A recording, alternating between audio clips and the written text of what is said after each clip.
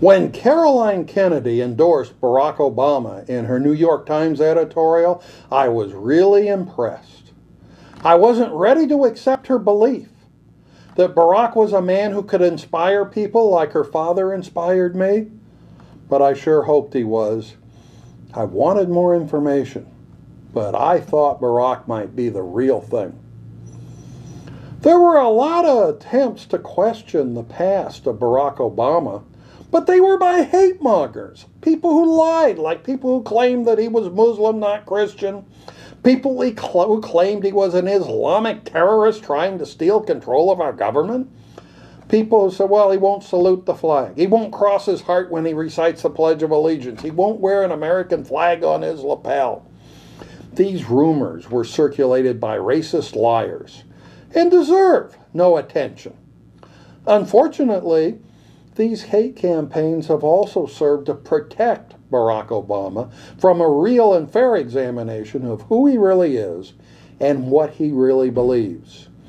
These hate campaigns put me in the mode of rationalizing any new information and deciding it wasn't important instead of evaluating new information to learn who Barack Obama really is. For example, when the Reverend Wright problem was discovered, I immediately classified it as more hate-mongering by racists. I rejected the idea that Barack shared the philosophies of Reverend Wright. Now I'm realizing I may have been too hasty when I reached this conclusion. The candidacy of Barack Obama is creating a new kind of racism. Anytime anyone questions the background, experience, philosophy, or associates of Barack Obama, you're branded as a racist. They give you a white sheet to wear and nominate you for membership in the Ku Klux Klan. Now, if Barack is really what he claims to be, a uniter, not a divider, someone who can work together with both Republicans and Democrats, somebody who is both white and black, why does he stop any examination of his past by labeling the examiner a racist? Now, what made me stop and look was a news article that was published in the New York Times on July 30th, 2008.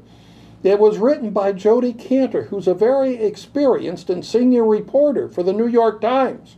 The article was completely researched with former students of Barack Obama to find out exactly what he was teaching when he was a law instructor. The information in the article is, at a minimum, very disturbing. The article shows the Democrats have nominated a black activist in the tradition of Malcolm X, Jesse Jackson, and Reverend Al Sharpton to be the President of the United States. The campaign initially told us that Barack Obama was a professor of constitutional law. Now, he did teach one class about due process and equal protection, but his two other classes were an activist black agenda that would make Reverend Wright and Reverend Al Sharpton proud. The first class was about the evolution of election law. In this class, Barack taught his students the radical proposals of Lani Guinier.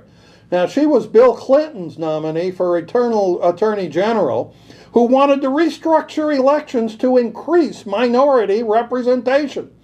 Now, she wasn't confirmed by the Senate because of a nanny scandal, but the Senate was primarily alarmed by her plan to pass control of the electoral process to minorities.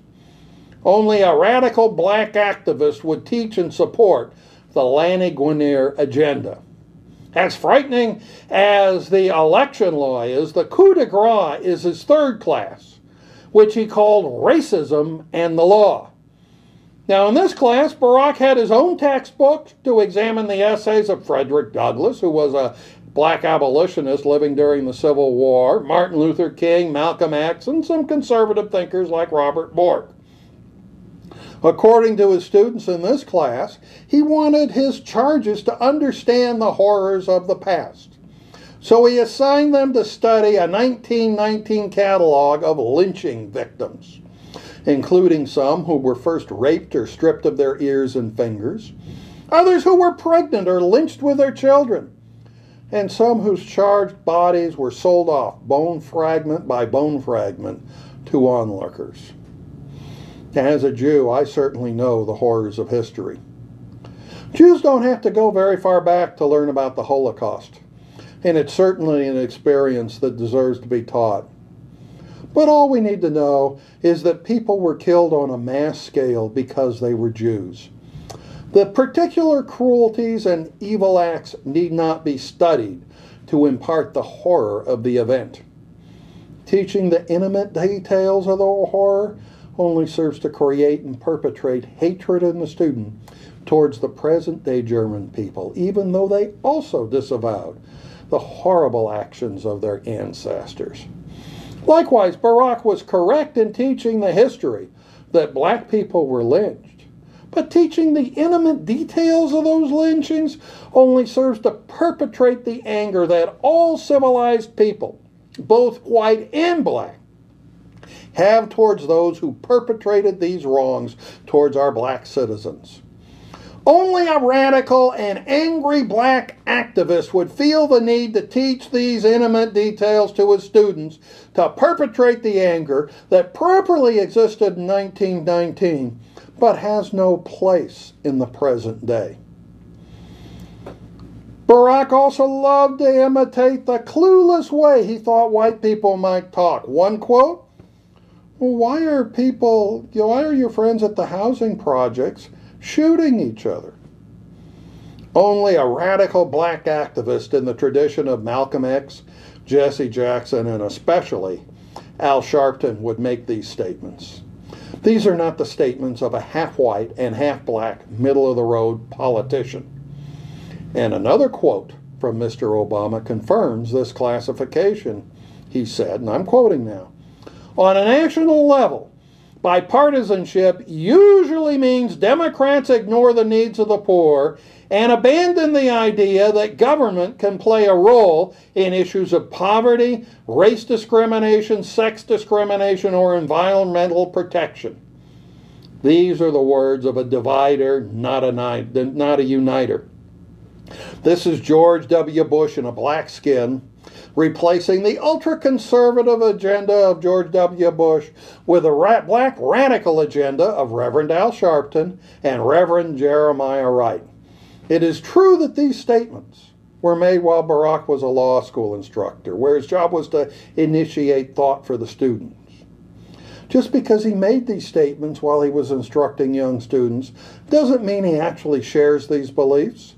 And it doesn't mean he didn't moderate and change his beliefs over time. What it does mean is we need to have Barack Obama to confirm, did he make these statements? And if he did, has he changed his mind? Why has he changed his mind?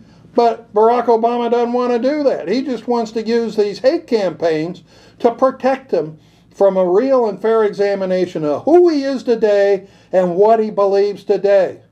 Because we're afraid of being charged with being racists. We, the voters, have enabled this tactic to be successful. Now, it would make about as much sense to me to vote for a black radical to be my president as it would for a black man to vote to elect the Grand Kleagle of the Ku Klux Klan as his president. It is time for us, the voters, to start asking some serious questions before it is too late. We need to find out whether or not the real Barack Obama is a black radical who wants to pursue an ultra-liberal agenda. If he is really a leader who wants to transcend race and solve the problems of all Americans, and not just those who have black skin, he will have my enthusiastic vote. On the other hand, if he is a black radical and a wolf in sheep's clothing, I am going to have to hold my nose and vote for McSane in the empty suit, who wants to teach creation as a science and really belongs in the Mrs. America beauty pageant instead of this presidential election. Please stay with us. We'll be right back.